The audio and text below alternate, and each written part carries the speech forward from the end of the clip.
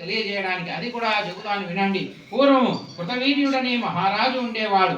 అతడు సకల సద్గుణ సంపన్నుడు, ధర్మాత్ముడు ఆయన భార్య మహాపతివ్రతి సుగుణవతి. ఆమె కూడా భర్తలాగానే సదాచారాల మీద ప్రీతి కలిగిన ఇల్లాలు. ఆ పుణ్య దంపతులకి ఎంత కాలము గడిచినా సంతానం కలగలేదు. పుత్ర సంతానం కోసము వారు చేయని వ్రతము లేదు, దానము లేదు. ఎన్ని యాగాలు చేసినా, ఎన్ని పుణ్య తీర్థాలు సేవించినా ఫలితం లేకపోయినది. ఎంతో నిరాశ పొందిన కృతవీర్యుడు ఒకానొక నాడు తమ మంత్రులకి రాజ్య భారాన్ని అప్పగించి భార్యతో కలిసి అరణ్యాలలోకి వెళ్ళిపోయాడు. అక్కడ కఠోర దీక్షను తపస్సు చేయడం ప్రారంభించి ఇంద్రియ నిగ్రహముతో ఆహారాన్ని వదిలివేసి కేవలము పైనుంచి రాలిన ఆకుల్ని భుజిస్తూ తన తపస్సుని కొనసాగించాడు. అలా ఎన్నో సంవత్సరములు గడిచాయి.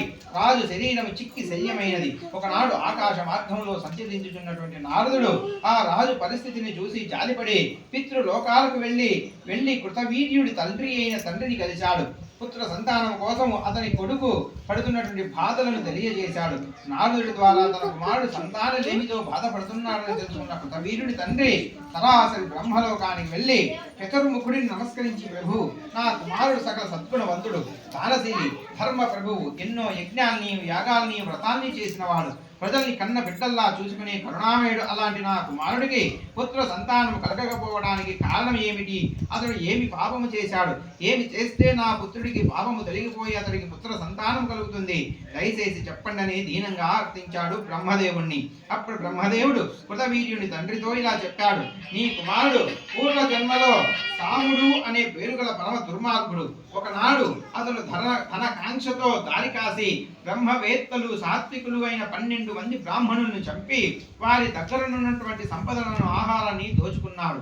ఆ రోజంతా సమయము దొరకక ఏమీ తినలేదు. దోచిన ధనముతో సాయంత్రానికి ఇంటికి చేరుకున్నాడు. ఆ రోజు మాఘమాస బహుళ చతుర్థి.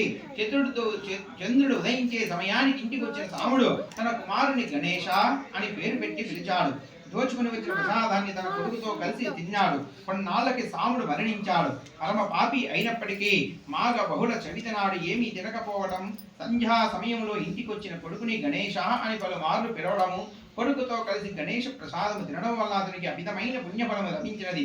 కొంతకాలము గడిచాక భూలోకంలో కృతవీర్యుడనే పేరుగలతో నీ పుత్రుడుగా జన్మించాడు. ప్రస్తుతం అతడు ఎన్ని పుణ్య కార్యాలు చేస్తున్నప్పటికీ గత జన్మలో మంచి వారిని వధించిన పాపము ఈ జన్మలో సంతాన భాగ్యానికి నోచుకోలేడు. అతడు చేసిన పాపం నశిస్తేనే సంతానం కలుగుతుంది అని చెప్పాడు.